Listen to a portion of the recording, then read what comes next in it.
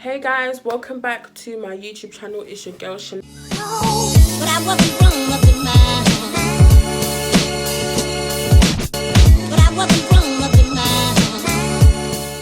Naya, and how is everyone doing today? The time is now what, 9:25, about that, and it's now night time. I would say it's bedtime. What we go in bed for? Ain't no work, ain't nothing to do, nowhere to go. Pandemic is, or quarantine. See my bro, the way I'm tired of quarantine, I'm saying the most, right? I'm waffling. At this point, guys, Boris has confused the whole entire world. He's given us unlimited exercise, which means that everyone's sitting up in parks now and going to the fields. And then he's telling people to go to work, but they're not to go to work. And if they can't work from home, then they should go to work, but then they just try to work from home. What Boris has basically said, do what you want to do. If you not catch corona, that's your own problem. That's what Boris has basically said. That's what he should have just said. He should have been like, listen, you lot do whatever you want to do. You lot don't want to listen, it's not my problem. That's what he should have said. But he went on his ins and outs, and now everyone's confused, and like, you still have one or two people read and people not knowing what to do. But all we can do is just live each day as they come and just hope that this stops eventually. But I want to get right into this video. I'm gonna be talking about my tattoo. Sorry if this video is all over the place, guys. I'm actually really not tired, but yeah, you know when you've been like, I don't know what it is, but I've been tired, but I have no reason to be tired because I ain't been going to work, so it just doesn't make any sense to me. But I'm a little bit tired, so sorry if the video's all over the place, but I'm gonna be talking about my tattoo. I thought I'd come back with this video and just talk about my first tattoo, the meaning behind it, and where I got it done, and yeah, just my experience on it. Really, this video won't be that long. Obviously, it's just about my tattoo, so the video won't be long. But yeah, make sure to like, comment and subscribe. Comment down below on the videos you want to see in the near future and things you want me to talk about. My social media will be in the description box down below, so make sure to follow me on all my social media so that you can see what I've been getting up to and what I have been doing. So without further ado, let's get right into this video. I'm sorry my hair's a mess, guys. Like, quarantine, I've been trying to look cute, but it's hard. It's like, guys, it's really hard. And now the sun is just rude now. Like, it's actually just like, it's bare hot now. Makeup is not even an option at this point. Like, it's really not. But anyway, my first tattoo. So it says warrior, and I've got 3 butterflies and there's a crown on top. Now this is my first tattoo. For my first tattoo, it is quite a lot, and I thought to myself, you know what, either go big or go home. I feel like when you're doing your first tattoo, all these little digga tattoos that people be getting, like little love hearts and just little tattoos for their first tattoo, you know, I thought, let me just go big. It's not big, but to me, for a first tattoo, come on guys, that's quite a lot.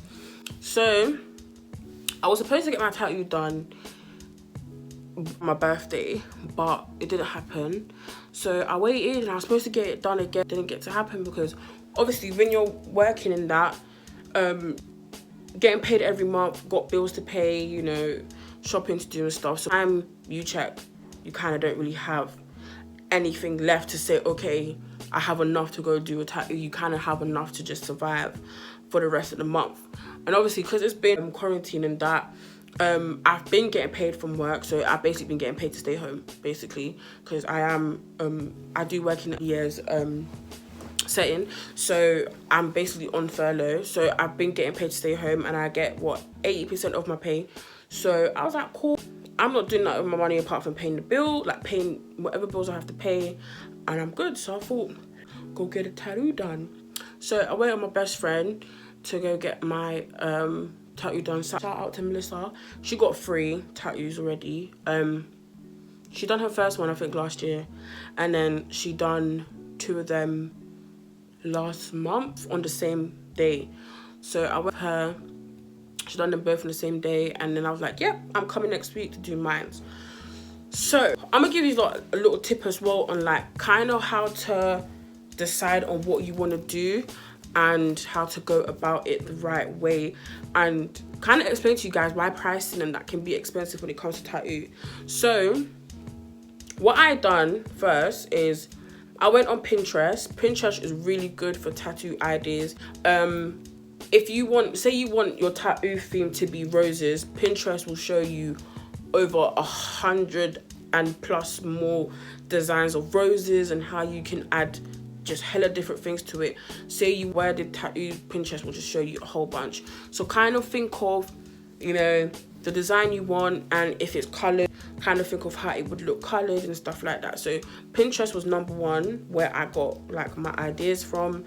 And then I went on Instagram as well. So I looked on a few like tattoo artists on Instagram and kind of got like inspiration and ideas of kind of what I wanted.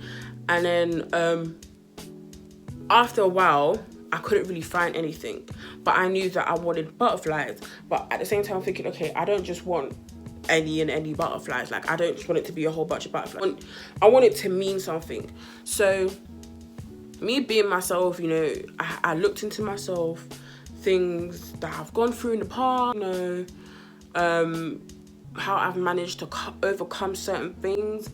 And in my diary, I do write, you know, yes, I have a diary, whatever. I feel like everyone should be keeping diaries, because sorry, you can't write all your problems down on your iPhone notes. Like, sometimes keep a little diary, little journal, yeah, write down your notes, or you know how you've been feeling and stuff like that. For me, I don't really like to express things that I'm going through. And me being Aquarius people, we don't like to talk about anything that's bothering us. We like to be alone, but then we always end up exploding on the wrong person. So when you do hear us talk about, you know, things that we've been going through, it's because we're comfortable enough and open enough and like ready to talk about it. But either way, I could be sad and you wouldn't even know. Like, well, the people that know me will know that I'm sad, but anyone that don't know me, you wouldn't even know that I'm sad. Literally, you wouldn't know. So in my diary, one word that I kept on like writing and that would always be in like my paragraphs is the word warrior. And I was like, okay, everyone has different interpretations as to what a warrior is. Someone that's tough, you know, and someone that's like been dragged through the mud and everything. But for me, warrior was more of I've been through different stages where I've had to understand myself, or I've had to come out of situations, or I've been in situations where I've been treated like absolute rubbish and never understood why I was treated the way. But what I always remembered was that any situation that I was in, I was able to bounce back from it. And it was like it was a case of, how am I so strong? Like, I would question, like, how did I manage to bounce back from something that was so bad, or how did I manage to like heal myself? And then that's when I deep that I'm a warrior. Like, you know, I've been through some stuff and I've managed to come out the other side whole and better and stronger. And as a result of that, I'd like to call myself a warrior. My meaning behind it is, like the warrior she blossomed into a butterfly. I have 3 butterflies. So obviously, when I say blossomed, obviously when you're a warrior, or when you're like someone that's been through a lot of things, you tend to be in a cocoon, like a butterfly. You know, you at first you're a caterpillar, right? So what? You go, you search the world for who you are as a person, what you want to do, what you believe in. And as you're searching, you meet different people that want to eat you alive, people that want to kill you, people that savor you. There's lots of animals out there that will eat a caterpillar, and each animal processes their food differently. So if we interpret this in a human way, we've all got people that don't want to see us win, or people that don't want to see us do good, or people that, you know, envy us or that are jealous of us. hence why we are this little small creature.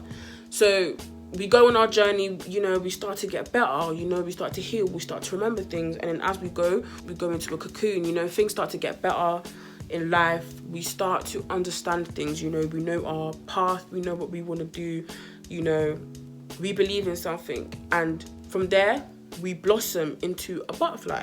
I've been through so much stuff, relationship wise. I'm gonna say relationship wise because family wise, my family has always been, you know, everything's always been good. Like I've had any like deep like family problematic issues. For me, it's always been relationships. Like I've always gotten into relationships with people that was never ready to be with me, or people that just wanted to take my kindness for weakness, people that just wanted to use me for their own satisfaction, people that didn't even like me.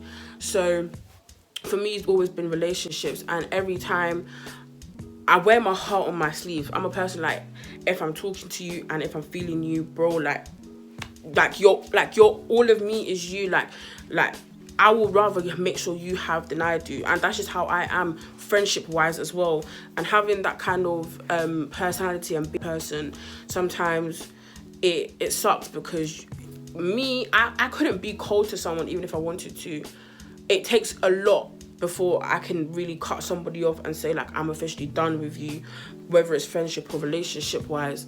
So I felt like over the years I've like blossomed into like a butterfly, and I'd like to say that, you know, quarantine happening is a blessing in disguise, because before the quarantine I was in a relationship, and I literally came out of a relationship a week before we went into lockdown and before workplaces were closed, and I didn't know what to do with myself. Usually how I get over things is smoke a zoot, drink, go clubbing with my best friends, or just do like something, or go see someone and just forget about it. But I couldn't do that. I had to deal with my problems firsthand at home, and the first 2 weeks of quarantine was not good at all, guys. It was terrible, like absolutely terrible. But as the days went on, and, you know, I done what I had to do to heal myself and, you know, remember things. I started to read my Bible, you know, I started to pray more, you know, I started to speak positivity into the universe and into my atmosphere. And as I went along, things just started better and better and better and better. And now I can say that I'm at a stage where I can say I'm happy right now, you know, like I'd like to say I'm happy. Sometimes I feel like every now and then I get like random waves of sadness, but, you know, it's natural for everyone to feel that way. And getting this tattoo done, it hurt. Like, I'm no cap, I'm not gonna sit here and be like, oh, it's just a little, it hurts. Like, guys, it's painful. Do you know what I mean? For me, it's painful. Obviously, when she started on the R, I was like, oh, and there's more bone here. Obviously, I'm a chubster, so as she went up, it wasn't so bad. The shading in is not so bad. It's more, it's like colouring in. It's like getting a pen and just colouring your skin in, but proper hard. I felt like shading wasn't so bad, but just more of the outline of the word was painful. Everything else was okay.